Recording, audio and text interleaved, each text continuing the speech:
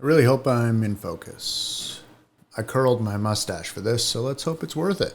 So I was prepping on a feature that I was gaffing a couple weeks back, and it was the first feature that I had gaffed in a long time.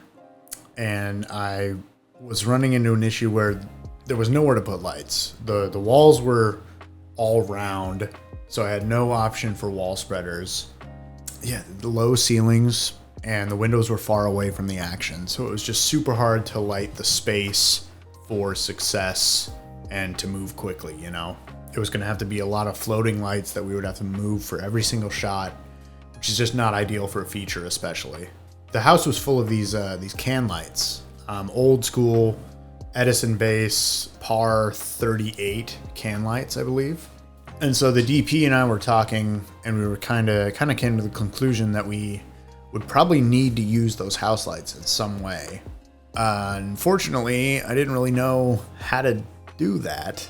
Luckily, they were on dimmers, but other than that, I didn't really have any control. So I was kind of at a loss. But then I was on Instagram, and I saw this post from Comfort on Set, Comfort with a K, where he had 3D printed some can light control grids.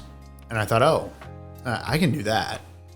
Hey, what's up? My name is Zack. I am one half of Z&Z G&E, which is a grip and electric rental house in Los Angeles, California.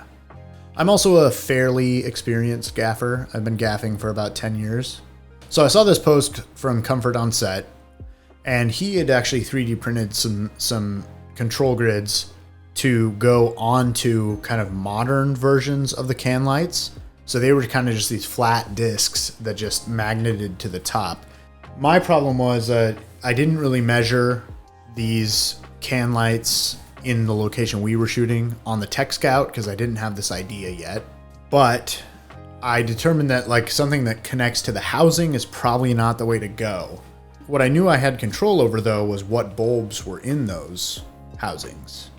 So I had a couple weeks until we were shooting in this location. So I decided let's try it. You know, let's try and work out a solution so that we can play these house lights, but they're not just sending light everywhere in the room. It's controlled down lights. And I think that'll fit the tone of the movie a little better, and it'll help us pick and choose which lights are on and off a little better. So that's what I set out to do.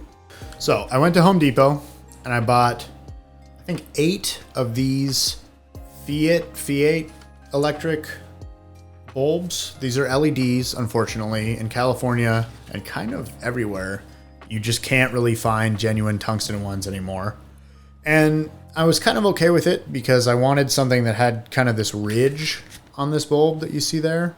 Something that I could potentially hook or clamp the LCD onto. These are the Fiat Electric Enhance Vivid Natural Light 75 watt equivalents. That's what I decided to go to. They felt like they were the right size and shape, and they felt like they would give me the most freedom to figure out a way to hook something on there. So now that I had the bulbs, I took my calipers and did a bunch of measurements, jotted down the measurements of these things, and then it was time to 3D model.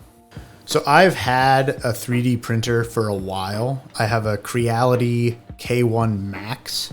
It's not a super high-end printer, but I don't do a lot of printing, so I just got it to get it and was hoping that I could find some work-related uses for it, and I figured this was a good one. I'd always been a little kind of afraid of the 3D modeling aspect of 3D printing because it's so measurement heavy. At least the softwares that I've used seem to be very measurement heavy. When I was a kid, I was really into SketchUp. Google SketchUp is what it was called at the time. For a while there, I would 3D model these little sphere men, and they were like a militarized society of little alien men made out of floating balls. A lot of lore in these sphere men back in the day, 20 years ago now, probably. War is hell.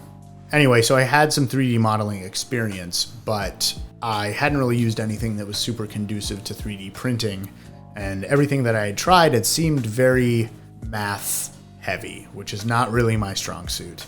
But when I first got the 3D printer, I had already purchased a membership of Fusion 360. I think it's just called Fusion now, Autodesk Fusion. So I fired that up. I think I watched one 10-minute tutorial on how to do the hexagonal grid.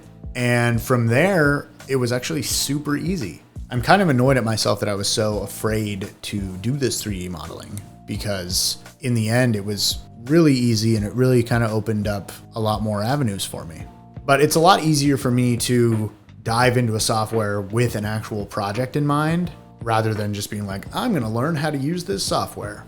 Okay, so I ended up with a model that I was pretty happy with, and now it was time to print. So my Creality K1 Max is in the garage, and I fired it up. I waited on the print, and this is what I ended up with. So this is the first version of the CanLight LCD light control device, or LCG light control grid. You can see it's got a hexagonal grid. It's pretty thick walled, and it's got tiny little tabs in there that the hope was that this bulb would seat inside and then hook under those little tabs and then kind of dangle. But what ended up happening on this very first print that I did, it's almost perfectly tight, and it's not really anymore, but when I first printed it, it would actually kind of snap on to just the face of the bulb like so. And so it would just dangle like that. Now for good reason, I didn't trust that, because, you know, there's nothing hooking onto it.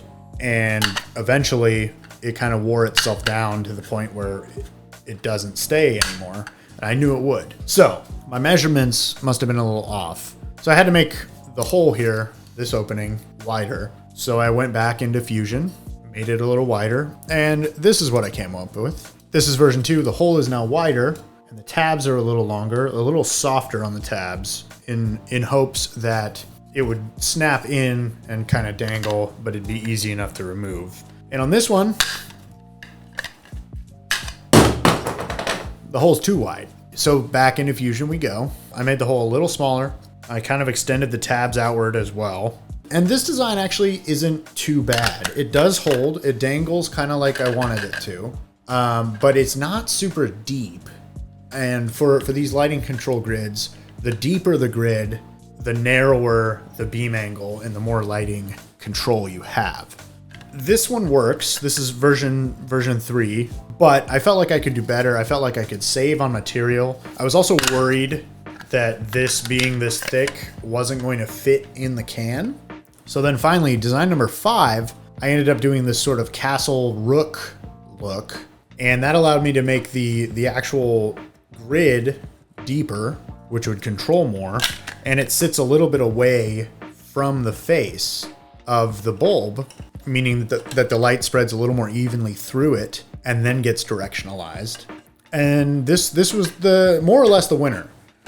From here, I decided that I was still a little worried that the walls were too thick, that it wasn't going to fit in the Par 38 cans. I didn't have any actual Par 38 cans available to test these. So that took me to design number 6. Design number 6 has much thinner walls. These tabs are still pretty rigid, but there's a little flex to them. But I kind of wanted that because trying to get them off while in the can is kind of tricky. So that's that. Nice little spin effect to it. I like that. I ended up on this one rounding this bottom edge in an attempt to make it, you know, a little less sharp if I'm reaching in there and trying to pull it out and stuff. But my printer really sucks at the base layer. I suck at printing the bottom layer of my prints. And so this bottom edge ended up very sloppy. So long story short, print number 6 was a success, but I ended up modifying it further and made print number 7, which more or less ends up being the final design. So it took me 7 different prints to make this work. Print number 7 was a success, so now I had to 3D print at least 7 more because I have 8 bulbs. So fired up the 3D printer. I ended up printing them 3 at a time to make it easier. I don't have to set up the printer every time, which is great. But I did have one print fail, and so I ended up with these 3 discs. I came out and the printer was just printing air with these discs just sitting there. I was like, great. So now I don't know what to do with these. They're almost like scrims for like a 300 or like an 80C or something. That's kind of an interesting idea. That's actually an interesting idea. I could probably make like a drop-in LCD for an 80C. So long story short, after hours and hours of 3D printing, I ended up with 8 usable black LCDs for par 38 bulbs. And for good measure, I ended up printing 8 white versions as well, just in case I wanted to control the light a little, but it was gonna be visible on camera. I thought that these would look more like just a glowing light bulb rather than a weird spotty thing. I printed these all out of ABS because it's rigid and pretty heat resistant. I was worried about heat, and I think that was a good call. You know, PLA, which is kind of like the basic 3D printing filament, can kind of, I mean, it can melt in your car on a hot day. So that was that. I had them all 3D printed, and there was nothing left to do but take them to set and test them out. And I'll be honest, they worked beautifully. It was perfect. It was exactly what we needed. We were able to leave the house lights on in strategic ways so that the talent would pass through these pools of light rather than just being washed and like washing all the walls with light. It was great. I obviously can't really show any footage from the shoot, but you can see a couple behind the scenes videos I took here.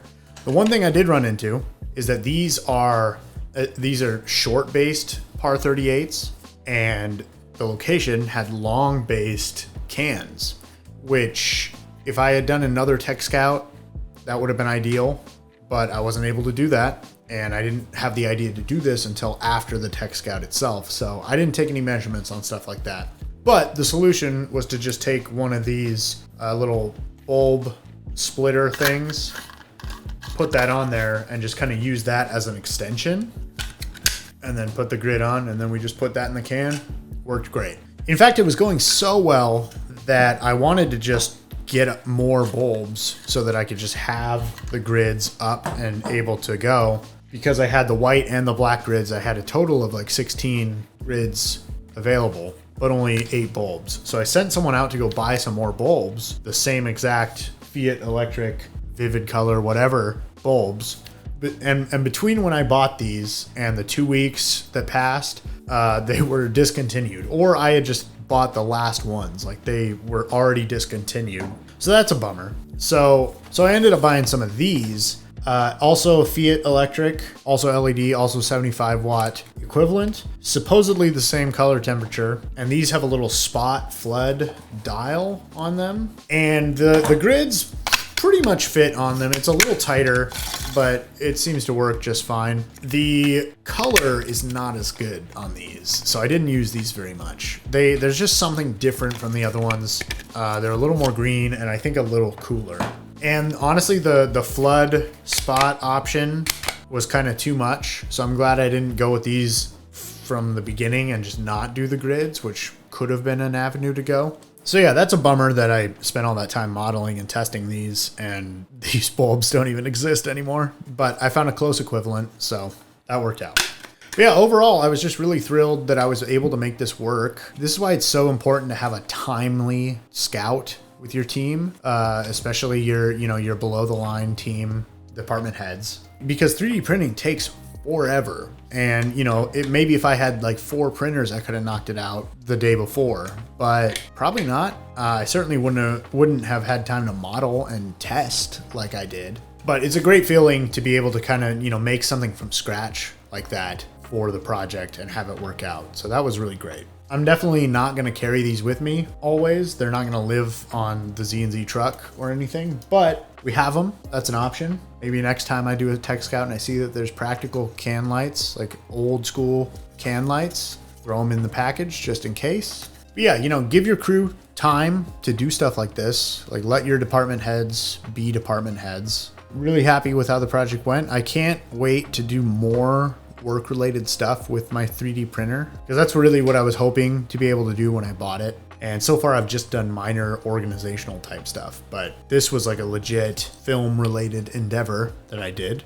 If for some reason you want the 3D files for this to print your own, I mean, keep in mind that It might not fit your bulbs. I mean, it doesn't even fit bulbs that are in circulation anymore, but it might fit some of the similar copies. But if you want the 3D files for any reason, there should be a link in the description below. You'll just have to sign up for my mailing list, and then it'll either give you a download link or I'll email you. I'm not going to spam you with that email list, by the way. Like, we almost never send emails. It's just nice to have. In the comments, if you could let me know if you would have done this differently, or if you have any suggestions on how to do it in the future, that'd be great. You know, what's funny is literally like 2 weeks after this project wrapped, Astera dropped those new SolaBulbs, which are designed for can lights. So I probably would have tried to just get some of those, but this was better for the budget for sure. Those SolaBulbs, I don't know. Obviously, they run off of the socket itself, much like the Luna bulbs and the Nix bulbs. So they run off of the socket itself, which means there's some sort of AC-DC converter in there. But I don't know how they would interact with the dimmer switches that were all in the location. I would think they would think of that, because can lights are always on dimmers. But I don't know. If you know how those work, let me know. I don't know if we'll do videos like this very often, but this was just something kind of unique that I thought would make a good video and a good introductory video to the Z&Z YouTube channel. So if you need gear and you're in Los Angeles, go to zzgripelectric.com. We might be able to cover your shoot. If we don't have what you need, we can get it. So yeah, hope to talk to you guys again soon.